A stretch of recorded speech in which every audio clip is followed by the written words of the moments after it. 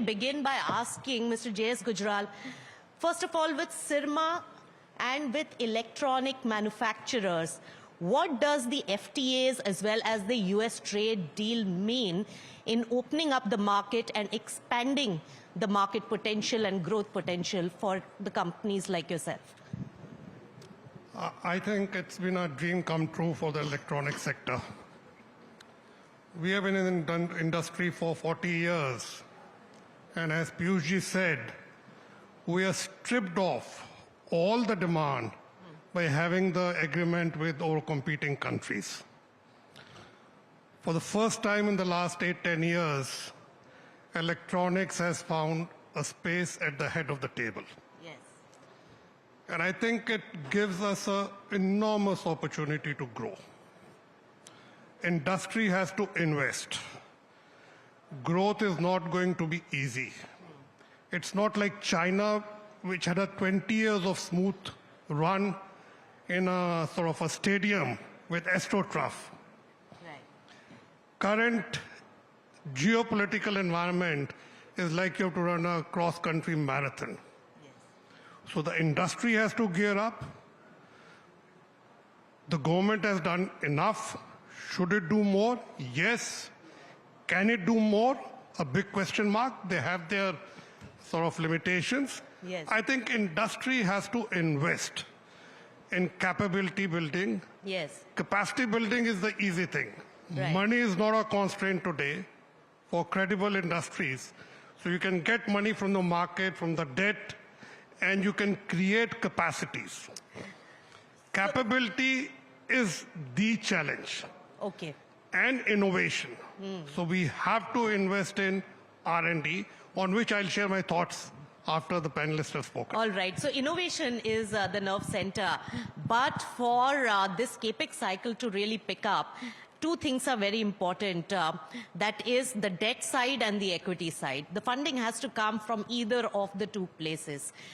So Paula, you have been an investor. You're also very bullish on Indian manufacturing prowess. How do you see the MSME mid-manufacturers really taking the stride towards this opening of the market, and where is the money coming in from? Thanks, Nisha. Great question, because like Mr. Gujral rightly said, the time for manufacturing is now. Yes. For various reasons. Of course, the government has made it, their priority. The whole China Plus model is right. We do need good capital. And Yes. by good capital, I mean a capital which understands the kind of timelines, the kind of investments, not just CAPEX, but also in terms of, innovation. To support innovation, we would need R&D. Yes. And I mean applied R&D. It doesn't have to be fundamental, but we do need capital that will support this kind of innovation. And technology adoption. I think there is huge possibility of jumping a few stages and getting on to manufacturing 5.0 even by the digital transformation. And capital can support this. And equity investors like venture capitalists who understand the role technology plays, I think they have to shift, gears a bit. Yes. And apply it now to manufacturing industries, to things like electronics, defense, and various sectors where one can really add a huge amount of efficiencies by adopting IoT, process controls, data, and so on. That's right. Patient capital is the need of the hour. And unfortunately, the VC and the private equity community has really not looked at the manufacturing space.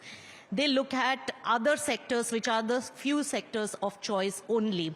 So Sachin, looking at the data and how MSME has really evolved in the last few years with the government support, has there been a momentum build up? What does the data show? And are the states doing enough to really build those clusters as well? Thank you, Nisha. I think that's a very, very apt question. So, adding to what my co-panelist, Mr. Gujral and Paula said, absolutely, MSME, and in the current context when we are looking at the trade deals with Europe and with US, especially I'll say with Europe, if you see, many of these geographies are built on MSMEs, right? Europe, the whole Europe MSME ecosystem is very strong. Very interestingly, 27th when this deal was happening, as CRIF is my parent company is Italian, and I was sitting with the chairman of the group, and we were just discussing that this deal is about to happen. Yes. And it was a big thing which happened for both India and Europe, and obviously US has followed. So keeping in that view, if you look at the MSMEs funding, or let's say credit to MSME or finance access to MSME, as we heard the view of a venture capitalist, but the key point here is that the insights of data or the level of transparency what typically a credit provider or an investor requires. Unfortunately, in India, it is a cycle which has been evolving. If I give you some of the data points, see, we have about 7.5, 7.6 crore MSMEs. We have only 2.5 crore MSMEs which have been given at least one loan any point of time. As of today, MSME loan book is about 40 lakh crore, right? And if you see the penetration today, the live loans, it won't be more than 12 to 15%, right? So you can see that that's a credit side of it. If you come to the investment side of it, it will be even far lower, right? But these are I would say this is the backbone, as we heard both the ministers, Honorable Commerce Minister and the Finance Minister. The growth of the country cannot happen without these 7.5 crore enterprises. And that is where data is going to play a significant role. They need to become more and more transparent, or they need to become more and more data-centric. Yeah. And providers like us also bring certain value to that. But that's the ecosystem which needs to work, because that's where the credit and investment will Yes. play a significant role in making these sort of ecosystem players much more robust for the future. So more data and more risk analysis. These two, how critical is it, Paula? Extremely critical, because without that, we are just speculating in the dark. We don't have a great amount of past history, so we do need current data, which is robust. And I think a lot of the digital transformation that has already happened through various initiatives of the government are already making, MSMEs more sort of compatible with data. And that is helping us figure out, what kind of projections. So it's no longer simply Excel sheets. I think it is based on data, whether it's productivity, efficiency, supply chain resilience. All of that now is backed by data. That helps us mitigate the risks or project the right kind of returns, the time frame, the various milestones. So extremely critical for MSMEs to really adopt this. And, we talk of AI, but this is really great application for MSMEs to use AI ML to generate much more confidence for getting more equity into their companies. So use of technology is extremely critical, but innovation is also very critical. From Sirma's point of view and from the sector point of view, how do you see this particular space, and how is the government really supporting innovation? I'll first like to add on the SMEs. I think there has to be a structural shift in the whole landscape. Right. Small is no longer beautiful. We like it or not, it's a fact. We are competing with global companies. Once you have the FTAs, it's a double-edged weapon. Our markets will also be open, and we have access to the global markets. So I think the SMEs have to move into the value chain and let the big companies do the front-end product marketing. Right. And transitioning from a small scale to a medium scale to a large scale is comparatively easy if you're organized, if you're professional. We were less than $100 million company 3 years ago. Yes. Today we are approximately $550 million. Now it seems very big, but when you talk to global companies, they talk of 30 billion, 5 billion. Jabil is an EMS company. It's a $35 billion company. And the entire electronic manufacturing landscape in India, leave aside the Foxconn, including Dixon, us, all the listed space, is nowhere near that. Does this US deal, opening up the market in several other regions as well in the world, does that give you that opportunity? And is it easy to convert into an exporting sector? Absolutely. Absolutely. We have been exporting for almost like 30 years to Europe. We have not been present in America to a large extent. America is a key market for us going forward. Till now, our exports are about 1,000 crores, and 65%, 70% of that is to EU. Servicing export markets requires a DNA. Yes. Please imagine a customer sitting 8,000 kilometers, 15,000 kilometers, or 4,000 kilometers, and you are feeding his factory line. In EMS, we normally sell it to our customers and they integrate it with their overall part. Now, if you have to feed his line, one line stoppage will erase 2 decades of good supply, because he'll remember the one line stoppage which he has. So I think the Indian industry has to invest in systems, has to invest in automation, has to invest in R&D. Right. And R&D, we are small companies, 1,000, 2,000, 5,000 crore companies earning 500 crores. How much they can spend in R&D? Yes. Unlike China, where the government funds it because it's not a democracy, it's a dictatorship. So I think for innovation and R&D, we have to adopt the cluster approach, Yes. where industries should join hand, comparable players should join hand, form a R&D company. Each one of the manufacturing companies, say 5 electronic manufacturing companies, create a R&D company. Each one of them is a shareholder in that company. So there's sort of convergence of interest. Yes. On or alone, on a standalone basis, R&D would be a non-starter because all the companies are listed, and unfortunately, you have to go to the markets every quarter with results. Yes. So you have to compete also, and you have to collaborate also. That's the nature of the new age, sectors, any which ways. But how can investors really play a critical role, Paula, over here?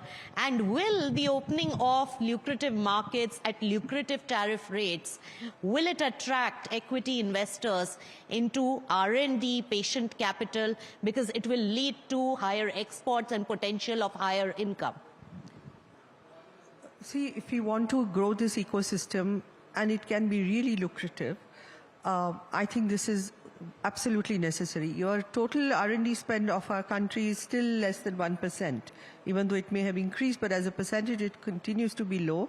And if you look at all economies which have scaled, there has been substantial investment in R&D. Yes.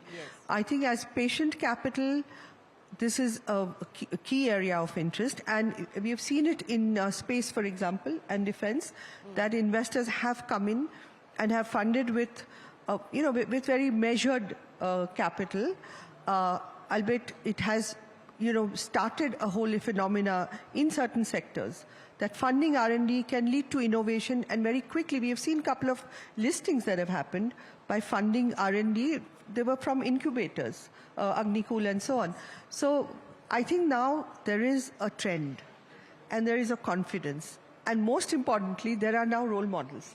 There are companies, like Mr. Gujral's, Equus, and so many others, who are actually showing that this can transform, whether it's, their position in the world, or just potential of spinning off many other companies like that. I agree we are still very small as a hardware industry or research-based, but that gives us opportunity. As investors, we want to see growth potential.